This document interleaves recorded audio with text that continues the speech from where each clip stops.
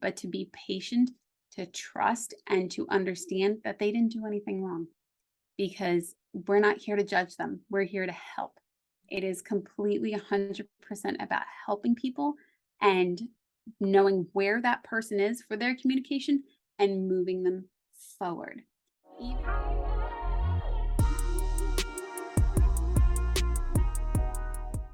What is going on? Welcome to the School Site Corner. I'm your host, Joe Sims. Today, I have the pleasure of speaking with Miss Lenora Edwards. She's a certified speech language pathologist, and she's here to talk to us about some of the services that she's offered, but also how she helps parents kind of deal with some of the issues that they have within the home as it relates to their children's speech and development skills. So, welcome to the show. Well, I'm a speech language pathologist with Better Speech, Okay. and we are an online speech therapy company, and we provide affordable and effective speech therapy services across the nation and then also internationally. So Okay. we're really proud of that. Yeah. You say you do speech internationally as well? Yes, we do. Hmm. I Interesting. know. But as a speech language pathologist, we are board certified. So we all have our master's degree in communication sciences and disorders or speech pathology, whatever specific program. But then we are also licensed by the state. So, for example, I live in Pennsylvania, but I am licensed in 5 states. So we are able to provide speech therapy services. And the fact that we're online, it is way more efficient, especially since the pandemic. We've been online since long before the pandemic, but with these wait times that outpatient clinics have, or these wait times with, if you have early intervention, you might be waiting 6 months to get an evaluation. For sure. And your little one isn't going to stop growing for 6 months. They're not going to hit pause. So we are so proud of the fact that we are able to provide speech therapy services online, and we can get them started. We can get the ball rolling immediately. And there isn't this very long wait time that other places are experiencing because of the way that our online practice is set up. And then we're also able to provide people with a super bill so they can actually go to their insurance company and ensure that their speech therapy services get reimbursed. Mm. So it's not necessarily that, sometimes you'll go to a clinic and you have this copay fee every single time you go into the clinic. Or really, really affordable. If somebody wanted to go with just weekly visits, it's just $80 per session. And then if they wanted to pay for the month, it's only $260. Okay. So it's really, really impactful on how we're able to provide services and how convenient we are. You don't have to get in the car, drive 45 minutes to a clinic, and then wait there, work, have your child in speech therapy, and then drive 45 minutes home. This is pop on Zoom from the comfort of your own home. And the lovely thing is I don't know if your little one's ever had speech therapy or had any therapy appointment of any kind. A lot of the time, the little one will go with the clinician and they'll go into a therapy room. And as the parent, you might not get to go in. But also, most recently, and I live in the state of Pennsylvania, and they are still all in masks. So it's really hard to do speech therapy when you're like, say this For sound, sure. or I can only take the kids. Sorry, you can't come. And then the parent has no idea what you're working on. Whereas when we're online, you get to see our face, we get to work with you interactively, we play tons of games, and the parent is there, or the guardian is there, and they're able to ask questions. We're able to communicate with them how to do this at home, what we're doing, and how to implement it at home. So they're getting way more information, and the carryover is incredibly, incredibly effective because of that connection that we're all there working together. Yeah, I actually saw like a testimonial online, and when heard some guy talking about the convenience of it, that's Oh, yeah. really what stuck out because a lot of times it's just a nuisance trying to coordinate times and things. But when you can eliminate all of that Oh, and yeah. have the essence of the same therapy sessions, Mhm. virtually, you can have parents involved. That just makes a much better situation and a lot less Yeah, stressful as well. So absolutely. definitely on Completely. board And with virtual. speech therapy isn't just for children, and our we're constantly communicating. Language is the foundation of how we all communicate. And we work with children and we also work with adults. So we see people who are having cognitive difficulties such as Parkinson's or memory loss or Alzheimer's or swallowing difficulty. So our field is really, I usually like to tell people I work in the neck and up Okay. because it is so all encompassing. I work with people on their budget and how making sure that their math skills are effective, or how to manage their medication. if they're having difficulty with that, because that is in our wheelhouse of practice. But also for little ones, if there are language difficulties, language is our ability to understand language, that's a receptive component, and our ability to effectively express language. So, are they stringing their words together in a full sentence? And then, even in teenagers, a lot of the time, most lately, I'm seeing teenagers that don't have content. Oh yeah, yeah, I did that. Okay, well tell me more about it. Oh, yeah, that's how it went. And a lot of filler words. They aren't actually able to give me the story of how the movie was or what they read about or how to actually answer the questions that language arts or English language arts, the class is actually asking them. So they're reading these books and information just is getting lost in transit because they can't actually understand the information and effectively communicate it outwardly to show that they comprehended it and that they know what they're talking about. So we're seeing a whole lot of that, and then also, especially in today's day and age, eye contact, Mhm. pragmatics, like our ability to hold that and have this in a full conversation, this intelligent conversation. There's a lot of movement away and breaking that eye contact because people don't know how to hold it anymore because our phones have taken away so much of our attention. Sure. Yeah, And so, a lot of my excitement, as you know, I'm a school psychologist and I lots of love it. background in school psychology. So I Yeah. deal with a lot of the language as it relates to cognitive abilities. And so Mhm. on this school site corner on this podcast, I talk to parents that are, implementing strategies, very practical strategies to help their children in lots of different ways. And so having you on today, speaking on the speech and language concerns, what kind of things do you recommend when you're working with these kids that parents could do within the home? Some things that maybe we can talk about right now and just dive in. Yeah, absolutely. Things to do at things to work on at home. That is an absolutely fantastic question because I really love to give parents things that they can do today, not in 3 weeks. It's today. So for example, let's say you have, we everybody has children of all ages. So we're going to start more at the beginning. Our toddlers are really creative. They are loving this imaginary play. And what's really important is to keep talking to your children. That is the first at the very beginning. Keep talking to your children because even in the womb and then birth to 6 and up to 1 years old and so on, what you're doing is you're narrating their life and you're explaining this entire world to them. They have no idea what socks are. They have no idea what love is. They have no idea what a fork is. So as we're going throughout the day, what we're doing and what we're telling them is really, really important. That's why you want to keep talking to your kids. So if you pick them up out of the crib, we're going up and you're showing them what up means. You're telling them what you're doing. We're going to change your diaper. We're going to go. We're going to take a bath. You're constantly talking to them, and you're giving them information. You're just pouring in so much information, and then as they start to play a bit more, you're narrating what they're doing. So your toddlers, if they're playing with trains or if they're playing with blocks, we're going to take the block. We're going to put it on the table, or we're going to put it in the house. You're explaining these prepositions and you're explaining how things move and how to explain things in relation to other items because they don't know it. And as you're doing it, you're stringing together the words in full sentences. So they're learning the structure of that sentence and how we communicate. We're designed to understand language. We need to make sure that that language is going in to that mind so that they understand how to use it. That's why it's so important to keep talking to your little ones.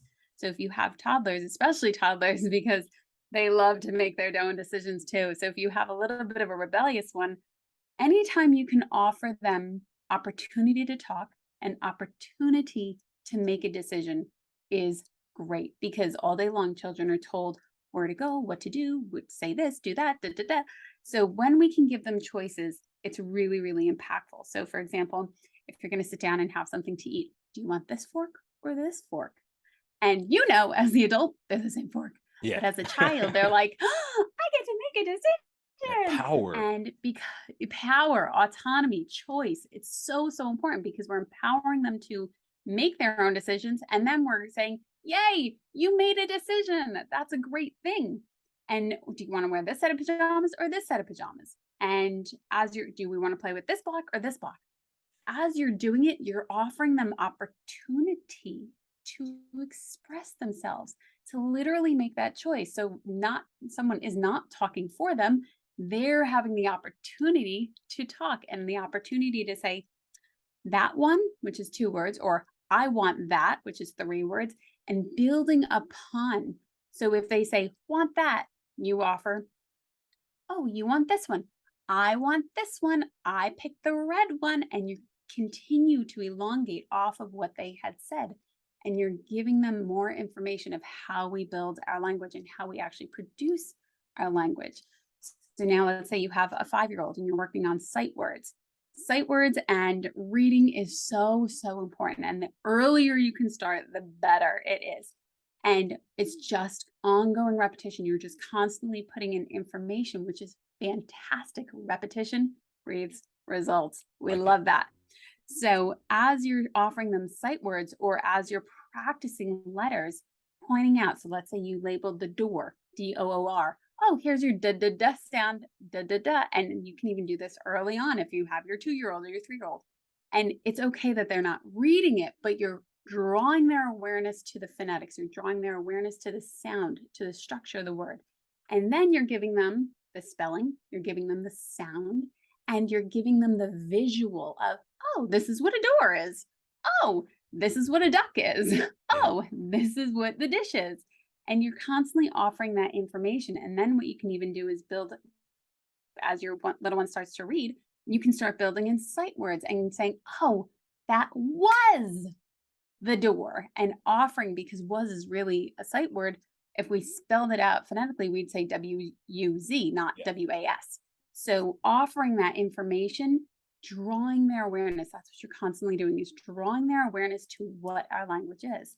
And they're able to make it much more functional. And the more fun you make it, the better it's going to be for everyone. Yeah. Speaking from personal experience, I have like she's almost 2, and then I have an almost 5-year-old. So both of these That's areas, or a awesome. couple of these areas you talked about, really hit home. And something that I've observed is my youngest one, I'm seeing the language be developed, but a lot of times it's out of perspective until I see my older daughter and she's using sentences.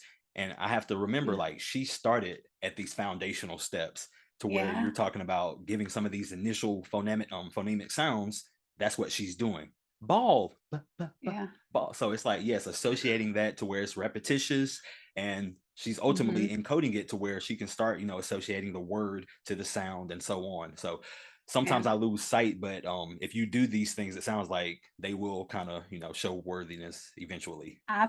Absolutely. The fact that you have a 5-year-old and a 2-year-old is so fun. Oh yeah, You get to very see, fun. wow, she was like that.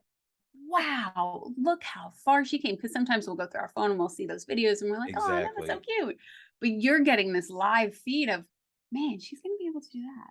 That's pretty cool over there. Look at that. That's incredible. So you're really able to see this come full circle. And especially when you have an older one that also encourages the younger one. Sometimes you'll have an older one that's like, nope, they said this, and they'll take charge. And then your youngest has no choice. And okay, somebody else talked for me. But I'm very And aware of that, and I try not to let that happen too much because I don't want to quiet her voice. Okay. absolutely. Yep. No, no, no, completely. There's two sides to it. Absolutely. Sometimes you'll have really supportive older ones or even phenomenal parents like yourself, and you're able to encourage and say, okay, well, let's make sure she makes a decision or he makes a decision, whatever it may be. And ensuring that that 2-year-old had the opportunity to talk, because sometimes our older ones like to be in charge too, and Hmm. they'll unintentionally talk for them, and then we'll start to see little younger ones not talking because they didn't have to talk. Hmm. Somebody was talking for them, and that's definitely something to watch out for. If you have a very chatty older one, make sure that your younger one is still getting their chance to speak and that somebody isn't speaking for them, because that does happen. And a lot of parents will say, well, this one's so talkative, but this one doesn't talk at all. And that's just us going back to re-educate and make sure, well, we want to make sure that they have those foundational skills and that they know they have the ability and the opportunity. Hmm. Really, when kids start to play, when their voice, your babies are babbling, they're learning their voice, they're playing with their voice. They have this opportunity to go, I can make that too. And we're giving them so much information when we're talking to our little ones face to face because they're watching our communication, they're watching our mouth, they're hearing all this information. 70% of our communication is nonverbal. So to really ensure that they're seeing your face and that they're looking at you, they're engaged, and your little ones are looking at you very intently, and then they start to move their lips, and that's them playing. They're modeling you, and then when you model them, they're like, "Oh, I can do it too!" And Yeah. it builds this beautiful connection and this beautiful understanding that they have a voice. And so that's how language really continues to move through us, and it's absolutely incredible. I love that your little ones are so talkative and that they're growing so much. I'm Yeah. sure your 2-year-old's language is just flying right out of Well, her because of she your has her 5-year-old too. moments. She's a little quiet on the spot, but then with her sister or around us, she just blabbermouth like Mhm. nonstop. Aw. And then my oldest one, she's to the question phase to where everything is, "Why do you have that? Why do you carry that pencil?" It's like it really has no purpose, but she just Nice. wants to know why. So Yeah. lots of whys with her vocabulary Oh, right now. yeah. Yeah. Yeah, they're So magically curious, it's great. yeah, I was saying that was selfish for myself because that's the age of my kids. But a lot of the parents Mm, that I talk with and work with, they have, school age kids as well as like yeah. teenagers. And to hear you Mhm. talk about some of those things with, teenage kids and looking at autism, that's a hot topic right Oh, now yeah. as far as some of the social aspects. What kind of things might you suggest for a parent that had like a teenage child that may be struggling socially or just with communicating clearly? Absolutely, those are great questions. Techniques for social skills, especially over the last 2 years, we really saw a change in our ability to socialize.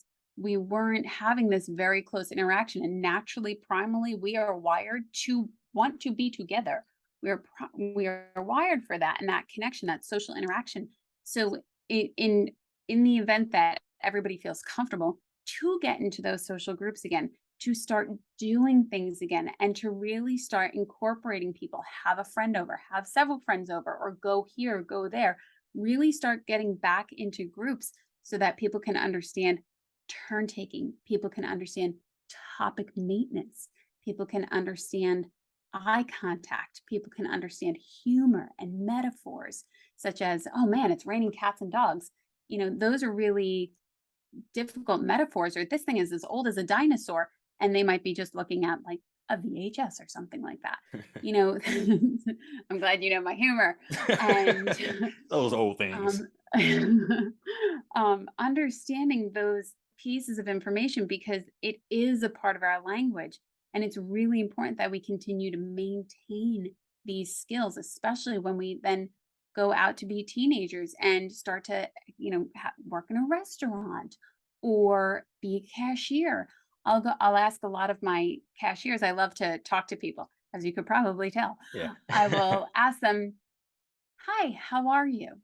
To make that eye contact because people are so quick to move right through their process of scan, scan, scan, or "Hi, what's your order?" And we are first and foremost people.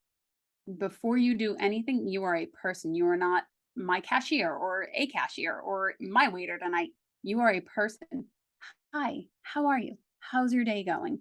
And those general social skills are, "Oh, do you mind if I ask you a question?" A lot of people are uncomfortable going up to a store associate asking for help.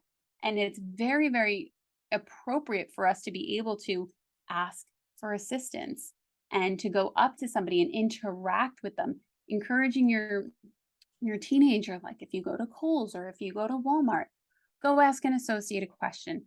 Even if you know where the item is, can you ask them where the foil is? Practice getting in those social situations of, let me ask a question. Let me interact with another person. It's not a stranger on the street. We're in a store. We're usually in a safe environment. This is usually a very appropriate thing.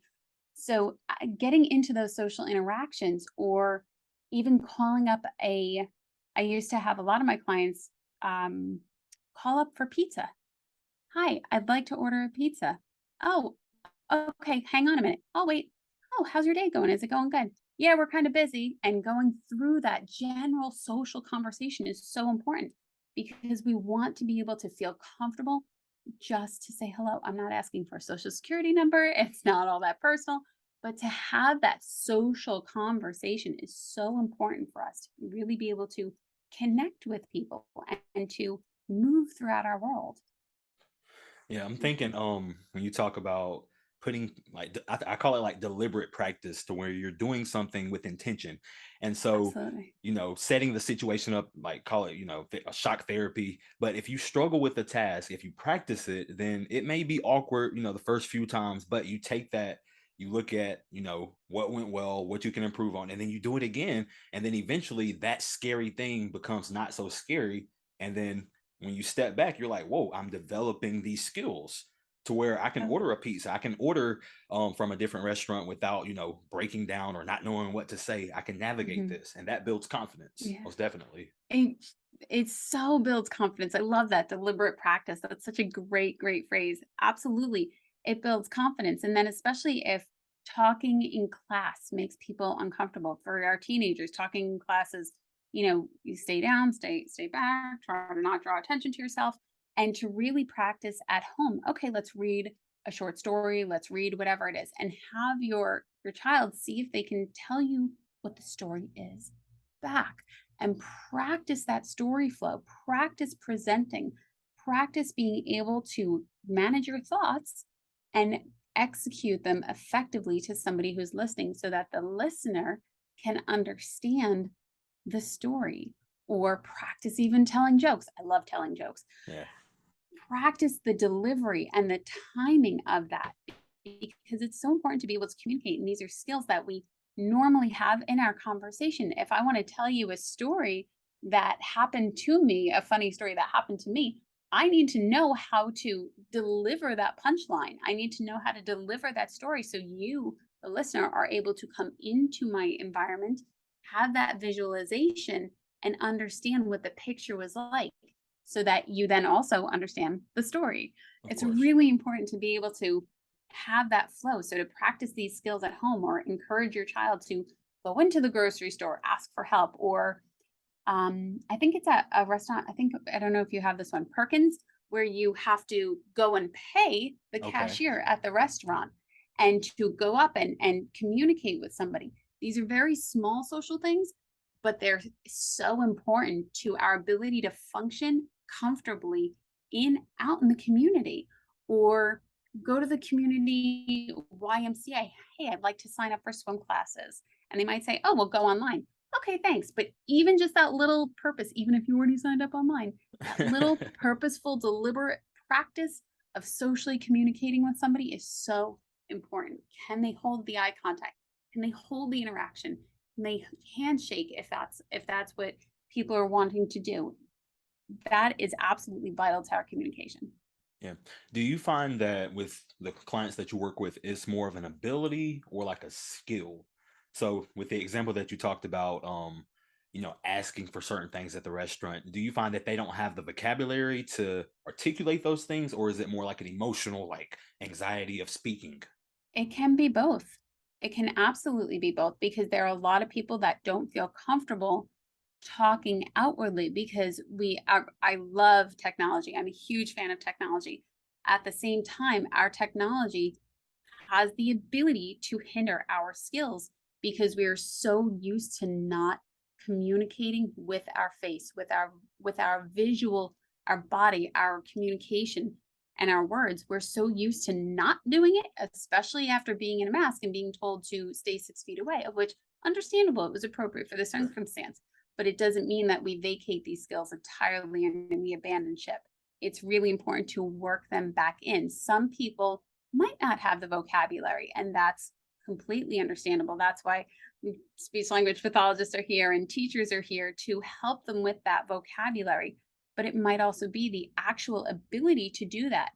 Are they feeling internally and having an emotional response of anxiety? Something's going to happen bad that I literally can't get my words out. That is absolutely a possibility. Okay. Mm. Now, one other, I guess, something I came in contact with last year was select mutism. and things of that nature. What experience do you have treating selective mutism or helping with that condition? Selective mutism is very, it's wildly fascinating, and I don't see it all that often as you might think, but I do see it. Selective mutism it is absolutely a choice. So let's say it's happening in a 5-year-old. What you need to understand is that, or what people need to understand is they're not doing it intentionally on purpose in a malicious way. It literally does not feel safe to communicate. Something else is going on. Now, sometimes, especially in environments where it might not be safe to talk, some kids don't always grow up in the safest home. And when it comes to your voice, this is a channel of expression. If it does not feel safe to express, what happens subconsciously, this our subconscious is wired to protect us to our safest, most absolute intent. That is why it will put in programs such as selective mutism. It is a safety net, it is protection. It is not a I can't do this. It is not safe to do this. And what we have to do is work with little ones and work with people who don't feel that it's safe to communicate and encourage that communication and have them understand it is safe to use their voice. And it really is a protective mechanism. It consciously does not make sense to us, but subconsciously it makes perfect sense to us. So, to the parent of a child that has select mutism, would you Mhm. think it's important to like educate them on the fact that this is something that can be developed, and more so is like you said, it's a choice in their head of how they protect themselves, that Mhm. the inclination. Is it more of the educating them, or like what do you see with that? Educating everyone. A lot of the times I'll see parents and they'll indicate to me that something's wrong with their child and that they did something wrong and they don't know what they did wrong, and it's very personal. And what I often tell my parents is it's no one's fault. This is simply where we are. People are very worried that they're being judged and that their child is being judged, and it's a very guilty, shameful experience for them when they need to come for therapy. Therapy isn't always we think therapy's fun, but for other people, they might not think therapy's fun. They think something's wrong and I did something wrong. For sure. And I tell all of my parents, you did nothing wrong. There's don't worry about it. This is where we are, especially parents with children of autism. They think they did something wrong and they're trying to fix it as much as they can. And it really is a process and it will work in time, but to be patient, to trust, and to understand that they didn't do anything wrong because we're not here to judge them. We're here to help. It is completely 100% about helping people and knowing where that person is for their communication and moving them forward. Even if it comes to selective mutism, say that something happened and or let's say they were growing up in a very perfectly happy home, nothing major, it still is a protective mechanism. And to us, it's difficult to understand. But to that little one with the nervous system of, I'm not going to talk, mm-mm, it is a safety and it's not on purpose. It's not to hurt people's feelings. It is simply how the system is wired. And this is where we are. And this is where we want to go. Yeah. And conveying that to people.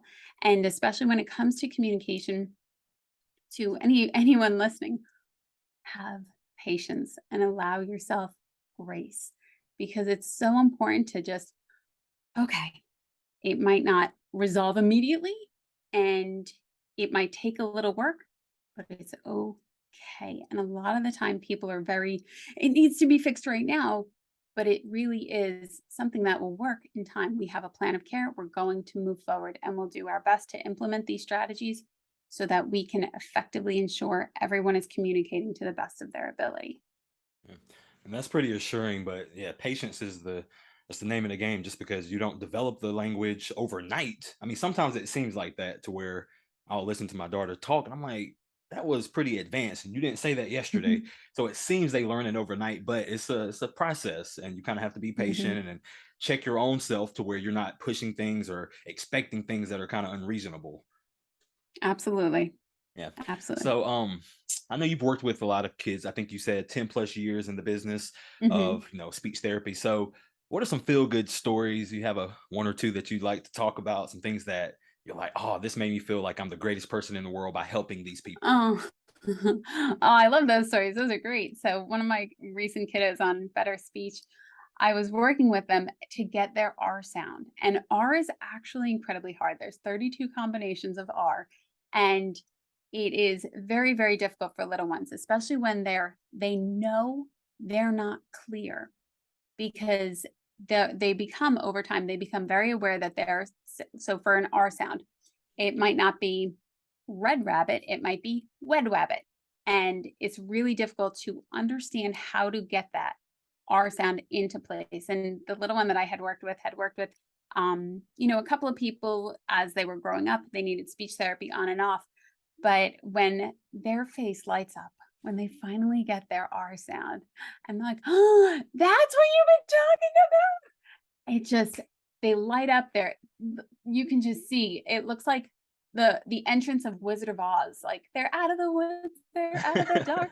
It is just absolutely magical when they finally realize that they can effectively say their R sound. And then we work through different processes. So for our articulation, it can be in the beginning part of the word, the middle, or the end. So red is in the beginning. Um, Berry is in the R sound is in the middle of the word, or her is at the end of the word. And then we have air and ear and R and ire, different combinations. And then we make it harder with R blends, Dun, dun, such dun. as um, I'm trying to think really quick off the top of my head, trust or drive, Okay. TR, DR, those are R blends. And once they actually understand that they can get this sound, their confidence immediately goes through the roof. And they're like, I can do it. And then even if they get it once out of 10 times, and I was like, I was talking to him and I have them grade themselves when I'm working with them online. And even out of 1 out of 10, I said, but notice you got one. We got one more than we did the other day. This is great. And celebrating with them because they really need that ongoing encouragement to know because they have this vault of how long they've been doing it incorrectly. They know that they've been doing it incorrectly. So once they start to do it correctly, we have to build that vault to get them to understand that they did it once, we can get it going again. We'll do it again and moving Very them through that rewarding. process. Very, very, Yeah. rewarding. Absolutely. I was telling And my wife the other day that sometimes accommodations are there to help and support, but when they become like a crutch to where you don't develop the skills, that's when it becomes counterintuitive. But I think it's a nice blend when you can push yourself because when you try something and you fail at it and you keep going and then you finally get it, it just means that much more. So with you saying them trying all of these yeah. R's, excuse me, and then 1 out of 10, I mean, those R's are not great by any means, but that one time that you get it, that's enough Mhm. to keep pushing you. That's that Yeah, motivation. absolutely. I love that, absolutely, and then when the parent is there, they're just as excited, and one of the great things about Better Speech is we offer a practice library.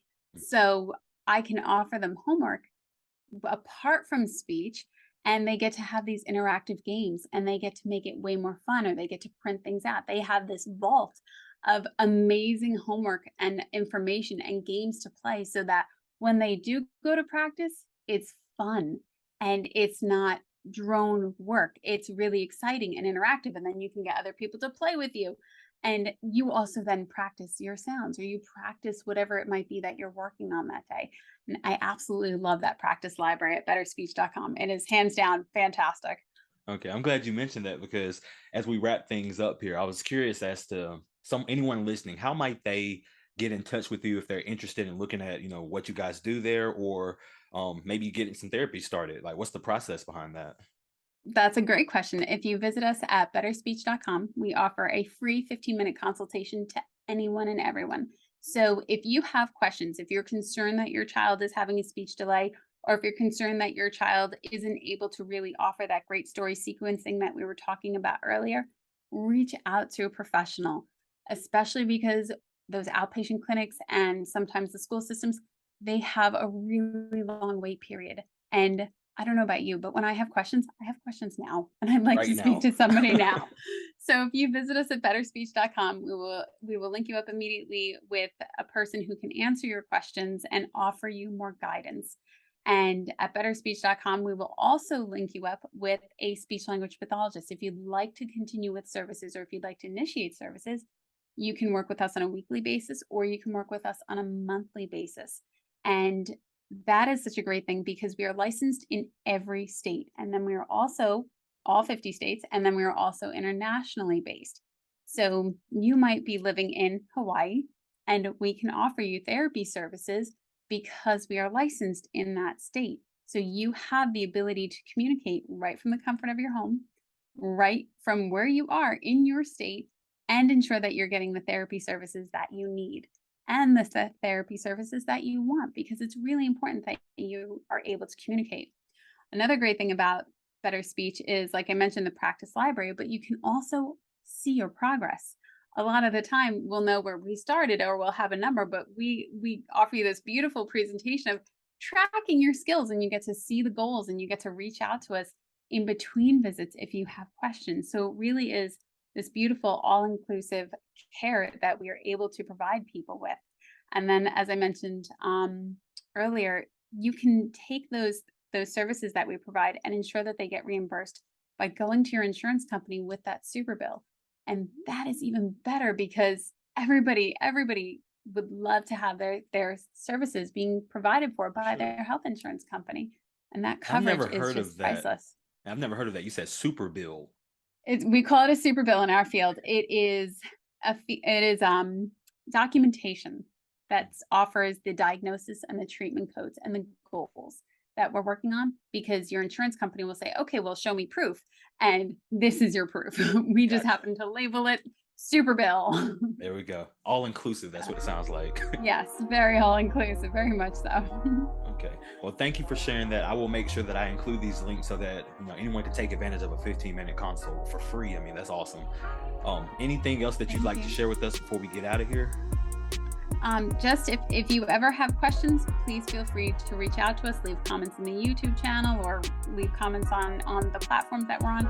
We are so happy to be able to provide care and service. So if you have questions, we are listening and we are happy to do our best to answer them. Awesome. Well, thank you for your time, Ms. Edwards, and I will be sure to So much. share all of this. And until next time, take care. Thank you so much. It was so great spending time with you.